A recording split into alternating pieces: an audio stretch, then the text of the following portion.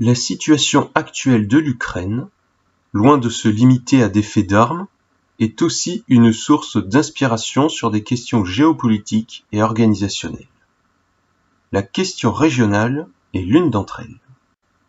En effet, le conflit ukrainien inclut la question de la Crimée, région largement russophone, peuplée en majorité de Russes et annexée sans grande difficulté par la Russie en 2014, avec, il faut le dire, un relatif assentiment de la population locale.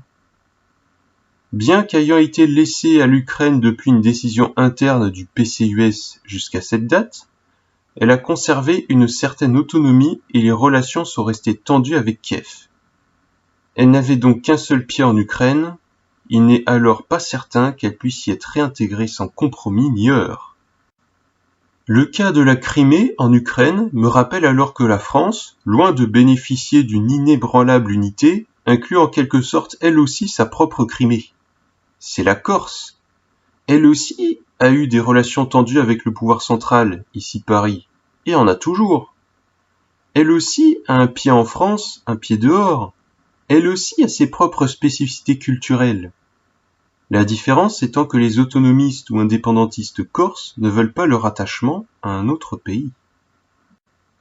En fait, la question régionale ne se limite pas à quelques pays particuliers, mais peut au contraire tous les concerner. On pourrait alors y apporter une réponse générale. Cependant, chaque question régionale particulière a ses propres spécificités, ses propres particularités. Bien que contenant quelques considérations générales, ma réponse devra donc être dans la lignée du national-communisme autogestionnaire, adaptée au cas français. Or, il se trouve que la France voit sur son sol deux trios administratifs se faire concurrence.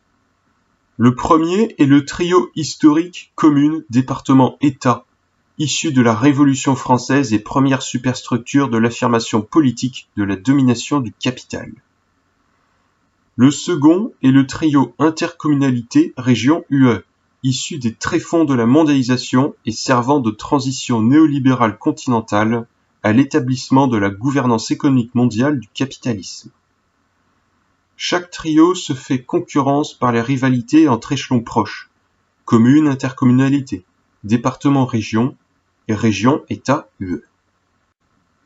On peut premièrement noter que cette concurrence d'échelons génère un millefeuille qui, outre qu'il complexifie inutilement l'administration, permet aux partis bourgeois de placer davantage de leurs cadres à des postes de pouvoir. On pourrait me dire qu'abolir les États nous débarrasserait totalement de ces problèmes. C'est vrai, mais ce serait oublier qu'il faut d'abord pour ce faire respecter des conditions très exigeantes qui ne sont pas encore ici accomplies. Il faut donc bien choisir en attendant des échelons administratifs. Or, il se trouve que le mouvement du capital favorise non plus le trio commune, département, État, mais intercommunalité, région, UE. En effet, s'il a eu besoin du premier pour affirmer politiquement sa domination économique, réaliser son expansion primitive puis s'en servir comme point d'appui pour son expansion coloniale ainsi que belliciste, ce trio est désormais pour le capital devenu suranné. En effet, depuis le succès des luttes anticoloniales et la prolifération d'armes de destruction massive, les capitaux impérialistes ne peuvent plus s'étendre en étendant simplement les nations. Ils tentent alors de s'étendre en les dépassant. C'est son mouvement actuel. La mondialisation, le cosmopolitisme, le dépassement des États-nations vers les supranations. Plus le temps passe, plus la nation passe donc lentement d'institutions oppressives au service de la formation puis de l'expansion du capital, à obstacle potentiel à son accumulation, en étant bien entendu pendant ce temps à la fois l'une et l'autre. Elle peut donc passer par renversement dialectique d'institutions caractéristiques du capital à moyen de le renverser. S'opposer au capital, s'opposer à ses plans nécessite alors pour l'instant de s'opposer au trio qui le favorise, à savoir le trio intercommunalité région UE. Vu qu'on ne peut pour l'instant se passer d'échelon administratif, cela passe alors par la défense du trio opposé, commune, département, État, par l'inversion de la dislocation de la France au sein de l'UE et des régions. donc par un retour à la souveraineté nationale.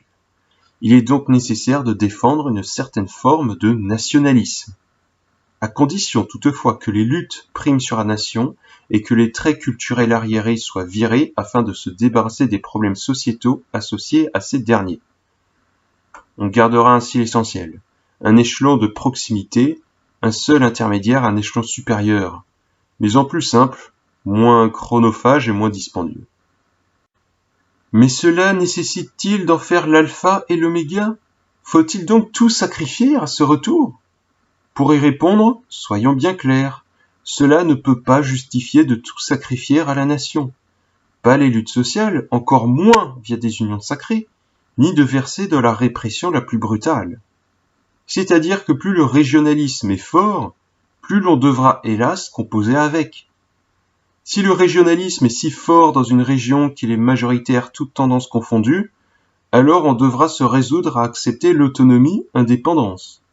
Toute répression ou même ingérence ne serait ici qu'une forme d'impérialisme qui nous embourberait sur place et détournerait des ressources précieuses au prix de lourdes pertes dans notre camp ainsi qu'au bénéfice du capital qui cherche à nous réprimer et en plus ne ferait ici que renforcer le régionalisme. C'est là qu'on mesure la gravité de la situation et l'urgence de la lutte à mener. Si par la faute de l'UE les régionalismes sont devenus trop forts, alors il sera trop tard et la nation sera éparpillée en plusieurs entités distinctes. Et le pire, c'est qu'on devra faire avec. La solution, la réponse à la question régionale, tout du moins une réponse possible, constitue en une défense circonstanciée et pas jusqu'au boutiste du nationalisme.